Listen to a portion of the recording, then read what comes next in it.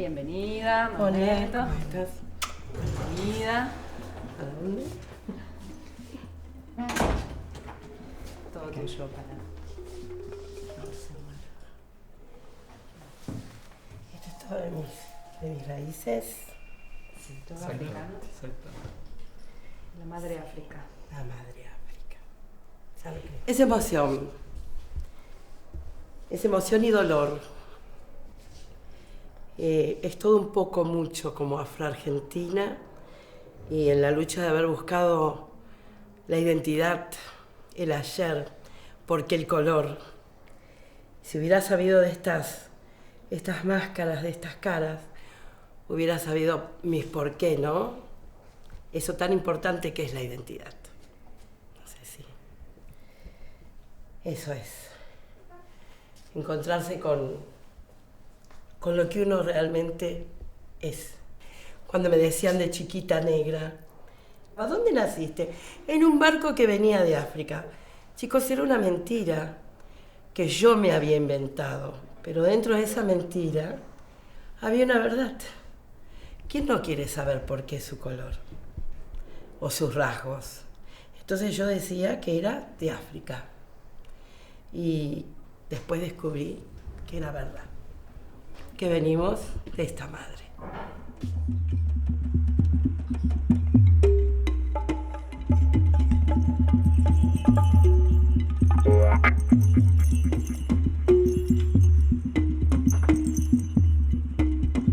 Estamos llevando adelante una investigación en conjunto sobre la forma de ingreso de las piezas africanas acá al museo, desde que se funda el museo en 1904, bueno, hasta la actualidad.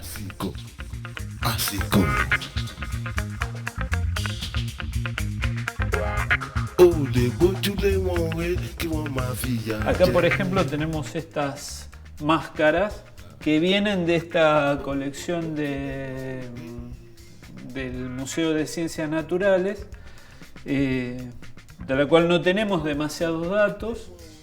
Sabemos que fue un investigador italiano. Sí, una persona de nacionalidad italiana que las tomó en algún momento propiamente en África. Que estas máscaras fueron tomadas posiblemente sobre la cara de las propias personas. El contexto en el que fueron tomados lo desconocemos completamente. No poseemos más información específica si fueron tomados en personas vivas, en personas muertas. Estaban íntimamente vinculadas con tipificar estas razas, ¿no? Para el estudio Claro. de las culturas. Así como hay esta colección de máscaras de diferentes razas africanas, no hay una colección de máscaras de blancos europeos. O sea, bueno, tiene que ver con este contexto de estudiar lo exótico, lo salvaje y lo no occidental. Fue un discurso que desde la ciencia legitimó y justificó una expoliación y una expropiación política, económica y cultural de todos los pueblos que fueron colonia, ¿no? Desde los pueblos americanos hasta los pueblos africanos y los pueblos asiáticos, y de Oceanía también. Claramente se está buscando un esquema de cuantificación de razas que hoy ya es una locura, digamos, un delirio. Pero, sin embargo, en esa época eran las ideas dominantes y eran las ideas que inspiraban a estos museos. En el caso de África, hay que tener en cuenta que África sufre un colonialismo tardío.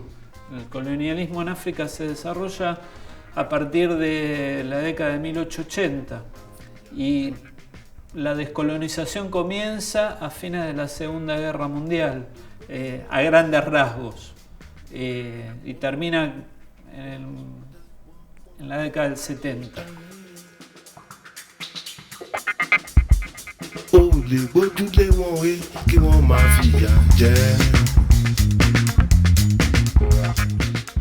Este museo es un museo universitario que se fundó en el año 1904, ¿sí? A cargo justamente de Juan Bautista Ambrosetti. Él fue el fundador del del museo.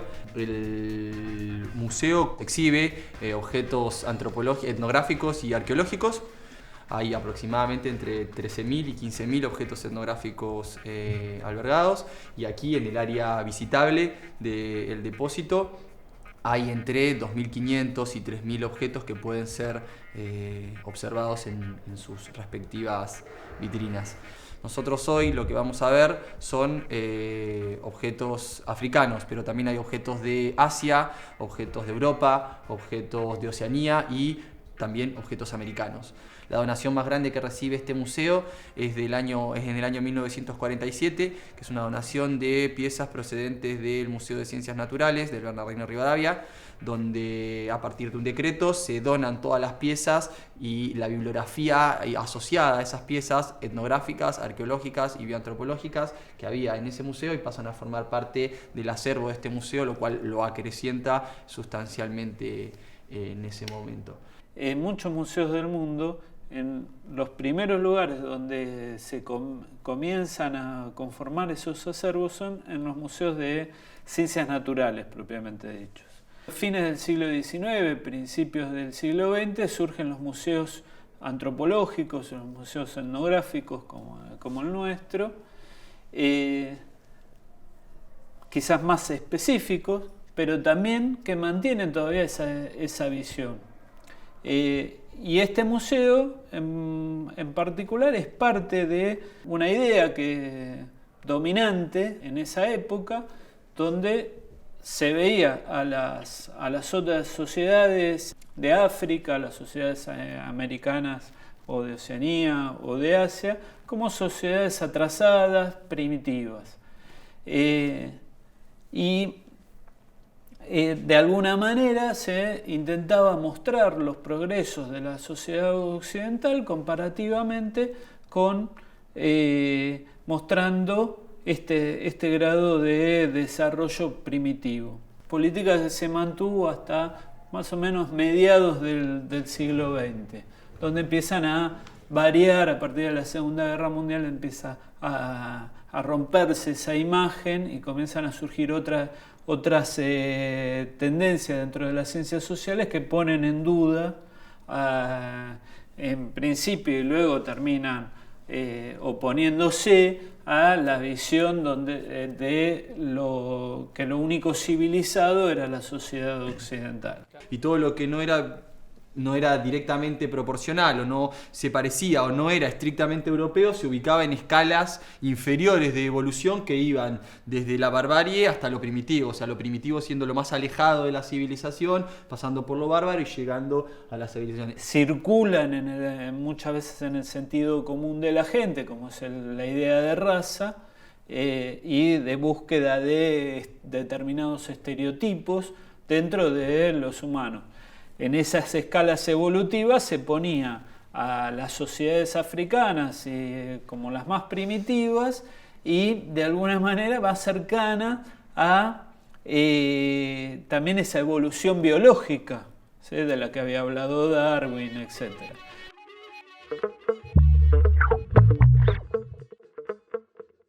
Tenemos referencias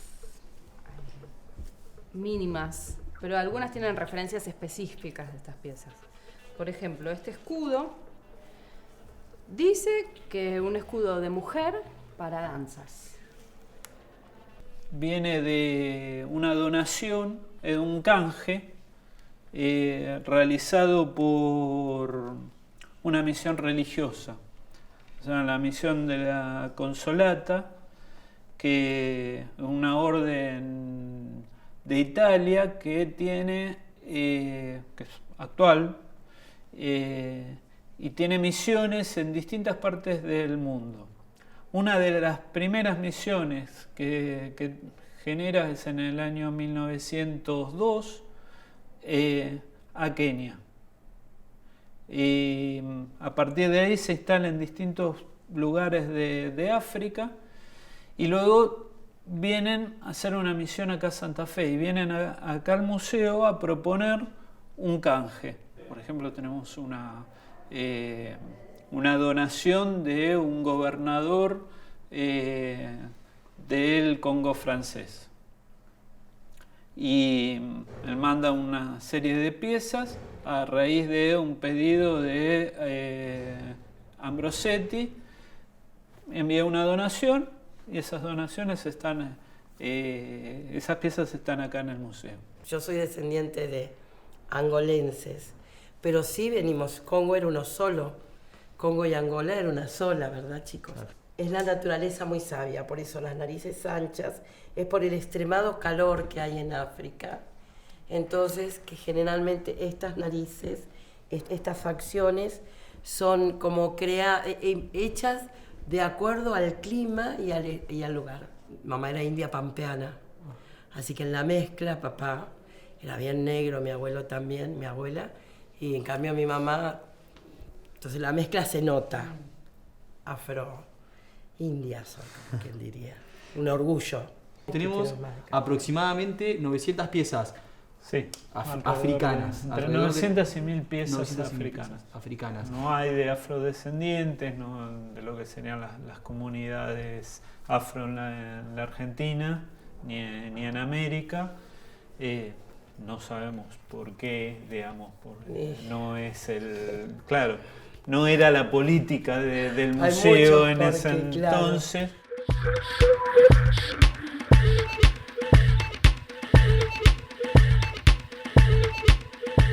La antropometría justamente lo que hacía era medir estas características que Mameto explicaba desde un lugar mucho más vinculado con la ancestralidad y con la forma de vida, y a partir de determinadas medidas antropométricas determinaba quiénes eran más inteligentes y quiénes eran menos inteligentes. O sea, esas aberraciones un poco eran lo que estimulaba la construcción de estos tipos raciales.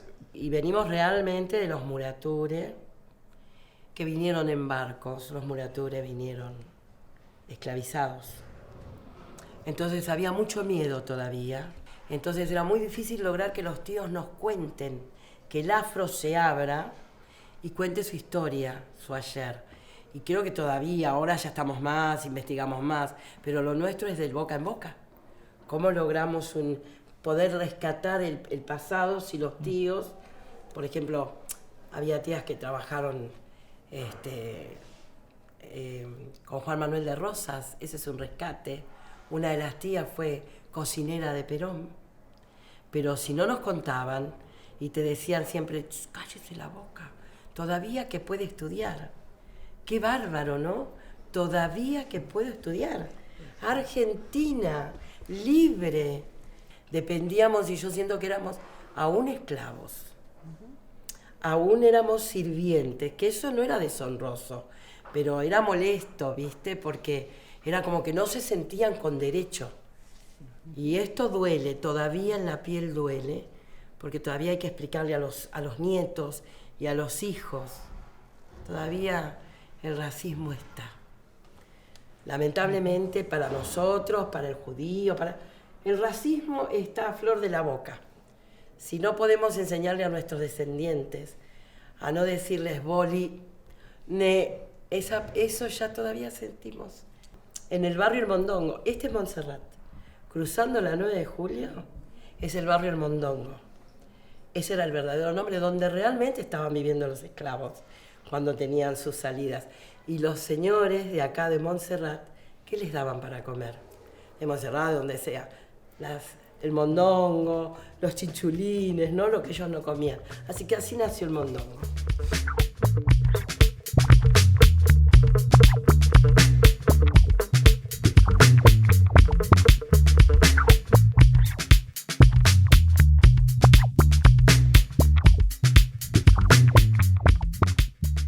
Hicimos una selección de algunas piezas, o sea, algunas musicales, otras de danzas, ceremoniales, más políticas, más religiosas.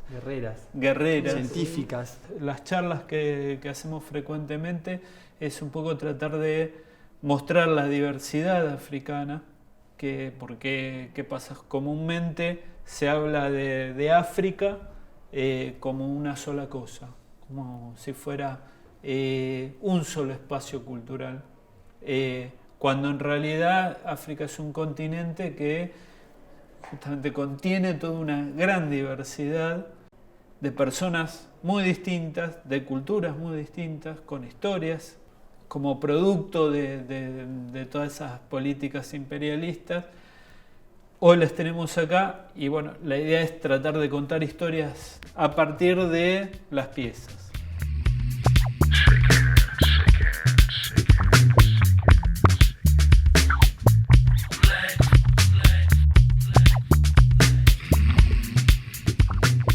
Este es un instrumento que hoy en Buenos Aires está bastante popular, le llaman embira. En el Congo, esta es congoleña, le llaman liquembe. También se le dice zanza. Y es un instrumento musical, se hacen sonar las láminas de metal que resuenan en la caja. Este es muy antiguo. Hoy por hoy se toca dentro de calabazas que hacen de resonador. De estos últimos 10 años han llegado muchos maestros de música, y percusionistas y bailarines africanos, como están difundiendo su cultura directamente, a diferencia de lo afroamericano, que fue gestado de otra manera. Ahí puedes hablar un poquito. No, gestado no, fue prohibido. No. Ustedes me han asombrado, síganmelo contando. El candombe es uruguayo, el candombe es peruano, el candombe es boliviano, pero también hay un candombe argentino. Quizás es más rápido, pero tenemos nuestro candombe argentino, donde mis tías bailaban, yo también. Acá tenemos esta especie de punzón de hierro metálico, que sabemos que es un instrumento de cirugía, para operar, para abrir cuerpos y, bueno, científico. Además de toda la vida cultural y simbólica y de toda una serie de producciones que se vinculan con eso, bueno, hay toda una producción de conocimiento de lo cual sabemos muy poco, pero bueno, también hay toda una serie de elementos que hacen a la vida cotidiana y que también hacen a la práctica o a la ejecución de determinados tipos de prácticas científicas, en este caso, o curativas. O en su defecto también que tienen que ver con el ocio, ¿no? Hay juegos, hay elementos que se vinculan con la cosecha. La utilización además de distintos materiales. Claro. Por ejemplo, este es un brazalete en el famoso marfil, ¿sí? Que los europeos han expoliado de África. También cosas en madera o hierro. Bueno, acá tenemos una escultura que a nosotros en el museo nos llegó como fetiche. Y por lo que hemos estudiado, es una escultura con la cual se practica la magia, la protección, el envío de buenas o malas energías a través de sustancias que lleva aquí adentro.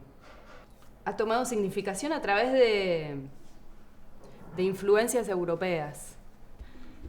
Como los relicarios de Europa, el Cristo con espinas. También hay esculturas a las cuales, para que hagan caso de lo que se le pide, se les clava cosas. Y eso ha sido tomado de la evangelización portuguesa en la zona. Este es del Congo también. Y de cómo también los cristianos le pedían a los santos, a las estampitas, clavándoles agujas para que les hagan caso de sus pedidos, ¿no? Incluso el mismo término fetiche es una modificación de una palabra en portugués que no sé pronunciar. Sí, es una representación donde, al no poder tener su religión abierta, ¿no? Acá se confecciona en madera. Esto es del árbol sagrado. El árbol es la naturaleza. Nosotros creemos que sí, la creación fue en los 7 días. Y yo muchas veces lo trato de explicar. Las aguas, sin agua no existiríamos. Sin el árbol no tendríamos el oxígeno. Y eso es lo que veneramos. No hay otra veneración para un afro o un africanista, un candomblecista, que no sea la naturaleza. El agua es primordial, la madera, además también con la que se hace hacia el tambor, ¿no? Que tiene la mayor de las fuerzas espirituales. Sin él no hay corazón. Este es el corazón de África, es el corazón de la fe.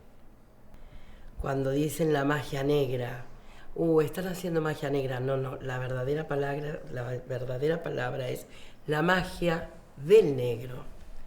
Porque así como uno reclama permanentemente, dice, nuestros ancestros fueron los que cuidaron, fueron nanas, las que educaron los señoritos.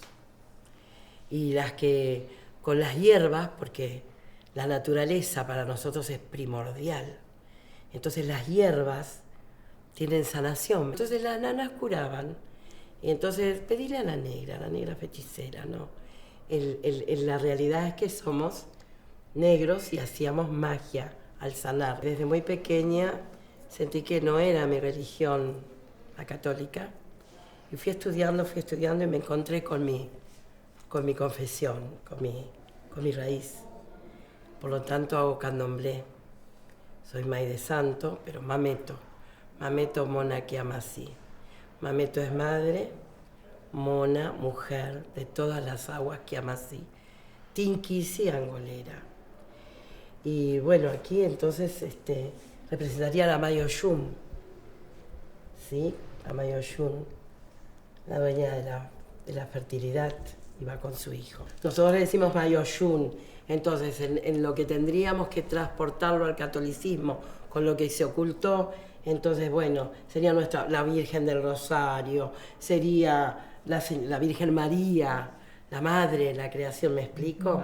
Entonces para nosotros es tan importante como para el catolicismo esta representatividad, pero con el gran significado, la fertilización, el corazón, dueña del corazón, dueña del sentimiento, la Madre Manjala, dueña de los mares, esta señora es dueña de los ríos, ¿no? Donde se junta el río con el mar, la Madre Manjala es dueña de los Estela Maris, de los mares. La gran lucha es tratar de que respeten nuestra confesión. La gran lucha es sacar esta mistificación del demonio, del Eyú, de lo que yo digo siempre. Sí, terminamos con la esclavitud, pero esclavizaron lo más sagrado, que es nuestra confesión, que es nuestra espiritualidad, que es nuestra cosmovisión. El motivo principal es saber disculpar, olvidar y renacer cada día. Cuando bajaban de los barcos, los marcaban con hierro. Entonces tenías que mudarte de confesión para por lo menos tener una vida un poquito más digna. Y otros ocultarse.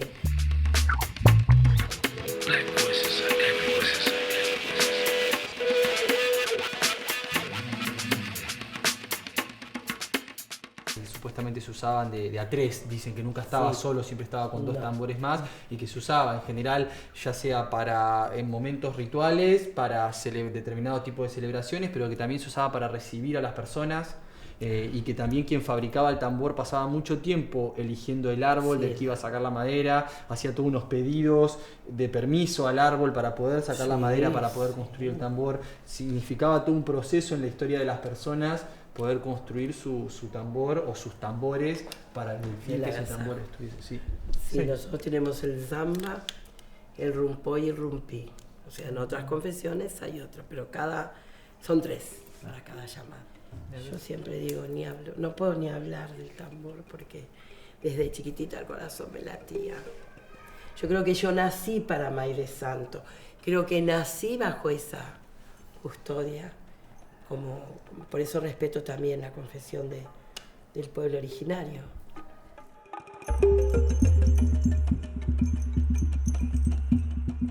Este bastón es de Uganda, que también viene como por una donación, y está ingresado como bastón ceremonial, ¿sí? Tiene la figura de la mujer que acá hablábamos con Mameto, que nos marcaba el tema de siempre el vientre prominente. Siempre el vientre, y marcándose el vientre, y además bueno, el pelo largo que da cuenta de que es una mujer. Pero bueno, lo interesante es que está ingresado como bastón ceremonial, porque otros simplemente están ingresados como bastón o bastón de mando. Y está registrado como bastón fetiche. Se notan dos caras. Sí, una inversas, claro, están inversas. Están inversas. Una mirando hacia hacia lo que es la tierra y el otro mirando hacia lo que es el cielo. Pero es de Shu, evidentemente. Para nosotros el Shu, cuando hablan de Shu hablan de algo satánico, y no es así, es justamente la creación de la tierra y la naturaleza, el agua. Sí, el Shu es el espíritu más cercano, el más terrenal, el que nos protege más, pero justamente creado por la fertilización. En algunos van a encontrar que está su miembro está como puesto en avanzada, pero es porque es la vida, claro. Ese es el don de la fuerza del hombre, la fertilidad. Eso indica virilidad y fuerza, firmeza. No es que el hombre sea más que la mujer, pero en aquellos tiempos, evidentemente, el machismo estaba muy pronunciado. Encontramos, buscando otra vez objetos del Congo en su mayoría, este hacha ceremonial que está toda hecha en metal, incluso está remachada, repujada, tiene un trabajo bastante profuso en metal, que también presenta rostros, 3 de un lado y 2 del otro. Los Masái es un pueblo pastoril, nómada, de la región de los actuales Kenia, Tanzania, África del Este. Tienen unas túnicas típicas rojas que están en serios conflictos porque se ve amenazados sus territorios. Se habla de que a los fundadores del pueblo Masái serían romanos perdidos en el África. Bueno, un pueblo que aún hoy mantiene muy fuertes sus tradiciones, más allá de que el capitalismo y la sociedad occidental, la expansión de la cultura occidental, los ha puesto en jaque, digamos, mantienen todavía una fuerza muy importante. Y esta es una lanza, creo que es ceremonial también. Sí, ceremonial. En hélice, en forma de hélice.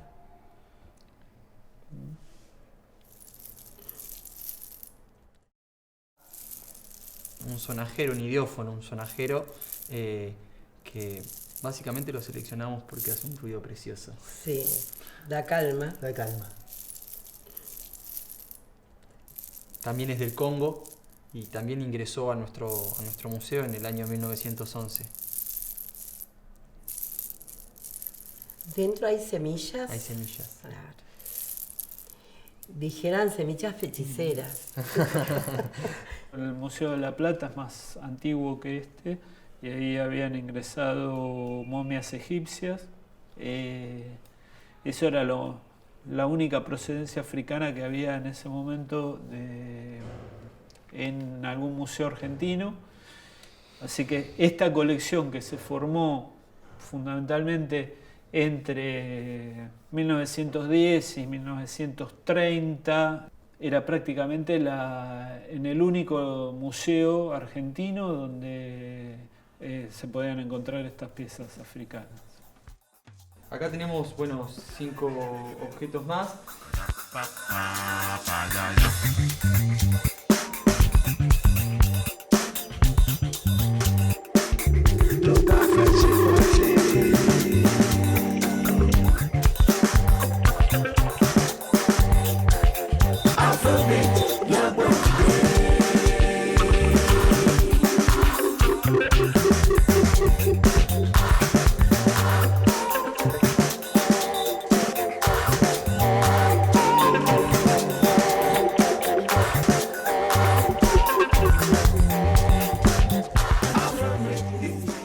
Y el del medio es un juego, Mancala, se llama.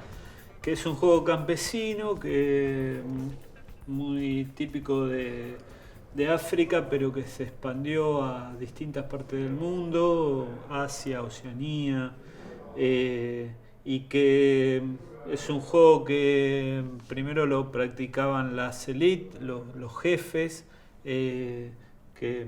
Como el equivalente a las damas. Claro, es un equivalente a las damas que con semillas, o pueden usarse también piedras, pero en general usaban distintos tipos de semillas.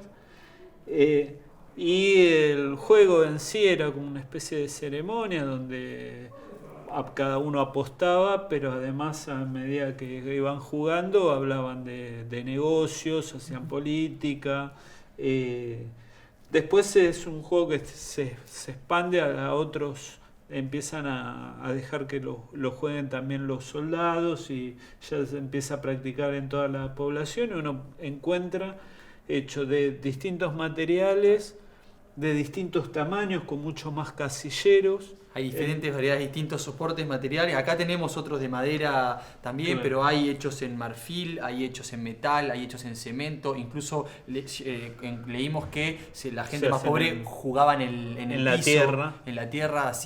Hay algunos que tienen variantes, que tienen como casilleros en el medio que figuran como almacenes. Incluso hoy, hasta si uno escribe Mancala en internet, hay formas de jugarlo online en algunas páginas donde se puede jugar online el mismo juego. En Tanzania se llama Bao y uno encuentra fotos de el líder máximo de la independencia de Tanzania, que fue Nyerere, que estaba jugando al Bao, en una mesa, el Bao mucho más grande con mucho más casilleros.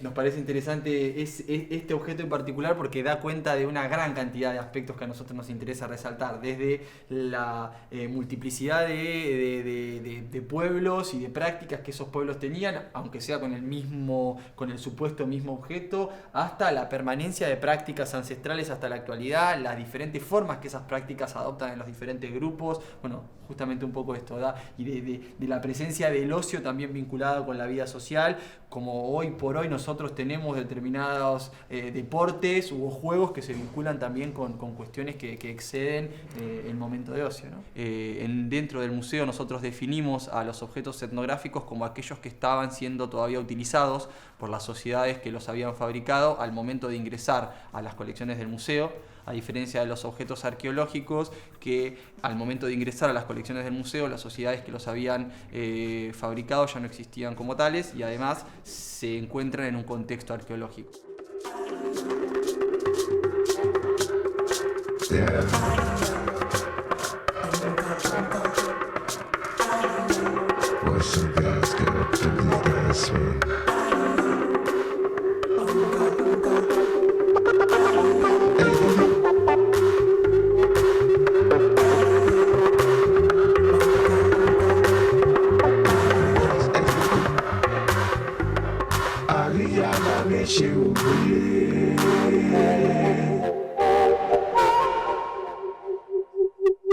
Ariana Michelle.